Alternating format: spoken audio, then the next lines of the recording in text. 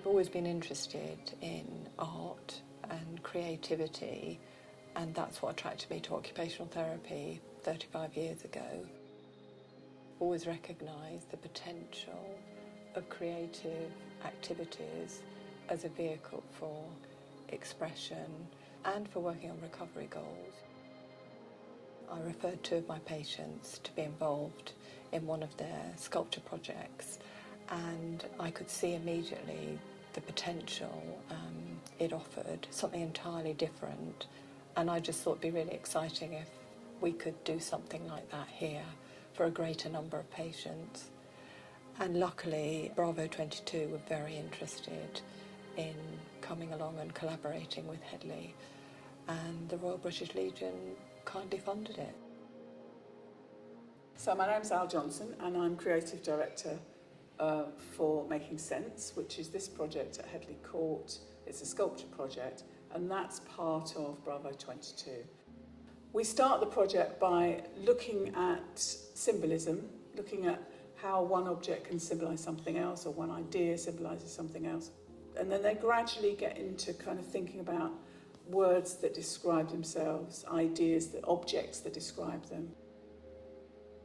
The prosthetics department have been incredibly supportive and generous. And then when Al found out about the facilities and the expertise that they were willing to share with us, we just became more ambitious with the project and the materials, you know, what basically the guys could do.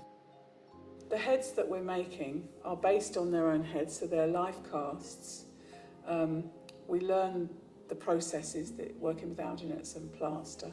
They can actually alter the face itself by extending it with wax or changing aspects of the expression, or they can put objects inside the heads, tell more of their stories. Having no artistic licence whatsoever in my life, it seemed a challenge that was going to be completely out of my comfort zone and trying something that I'd not done before. I've never even looked at art that way before, and so it's definitely opened my eyes up. Cling filming of your hair. Which is a good look. It's very It's attractive. a very good, Lovely. Whilst you're on the project, people come out of their shell quite a lot, and they are willing to speak because their mind is set off it. It's a relaxed environment. You can see what it is that you're trying to do. You can see it progress. Where when you're going through injuries, not every day you see you progressing. It looks good. It looks like you just got an omelette on your face. a blue omelette. What omelette? Oh, you can't talk now, can you? What omelette? Try not to screw. Keep move still. your face. Keep your face as still as you can. I actually use my own head to make a head, and then I can design it however I like, and it's nice.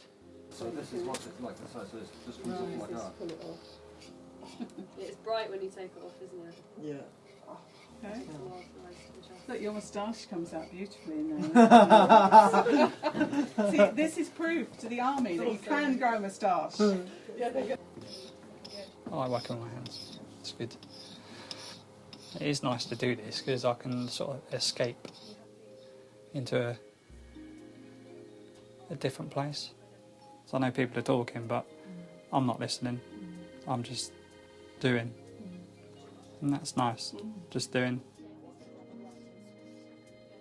And it's been not as hard as I thought it would be to process feelings or emotions and then to be able to communicate them not verbally.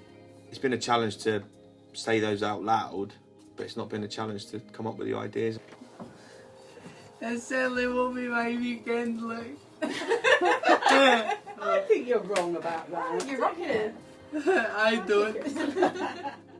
The physicality of this place is brilliant. It's very easy as a soldier just to bury your head and do the physical side and just not think about other things, and this is making you think but still challenging you. Good job there, John. Engineering skills. Yeah. Do you ever do that in the Navy as well? You have to like file stuff flat. Yeah. Well, I can now write back to my trade school. Luckily, got injured, needed to use my skills. Thanks for teaching. just seeing how other people, how they're dealing with it. Yeah, granted, we all have our banter, we all talk, but when you put it into symbols, and people are actually showing their true feelings, it's totally different. You know, you're sitting there looking at their ideas thinking, fair play.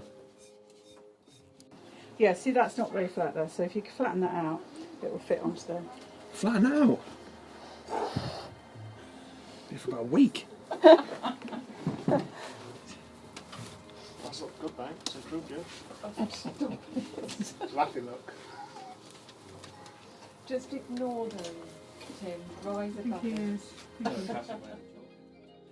What we're doing now is you put yourself into it, so it's part of you. So it's not like saying, right, go away and take a picture of trees. It's like, right, think about what you want to do. That finished product, how is that going to show somebody who's never met you before what you're feeling? I know you can't talk, so you're doing well. Really good. That's great. Well done. You alright? Really good. Move your face now. You're right. Yeah. It's weird when you come out in the light, isn't it? Yeah. As soon as that mould come out, and you actually look at your own face, and that's how people see you. And that's when it all changed. You know, so I'm like, okay, maybe there's something in this.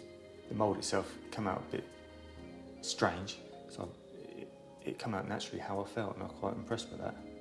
See where you've got little knobbly bits like that? Just take those off really gently.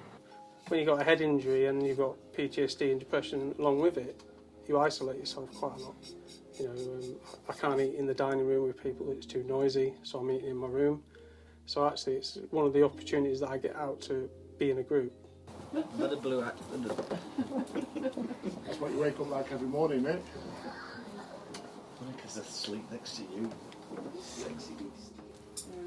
I mean, that's as good as it's going to get. You know what I mean? It's not polishing a turd here, are we?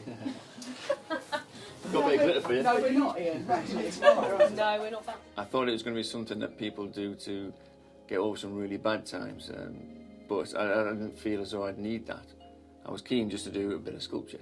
But then in getting into it and drawing your sketchbook, you do kind of visit a few places where you thought it gets you a bit deeper in your thoughts than you thought you would do. It's now realising the good bits, what you can do, focus on what you can do. And the artwork for me has just made me think about it more, about the future.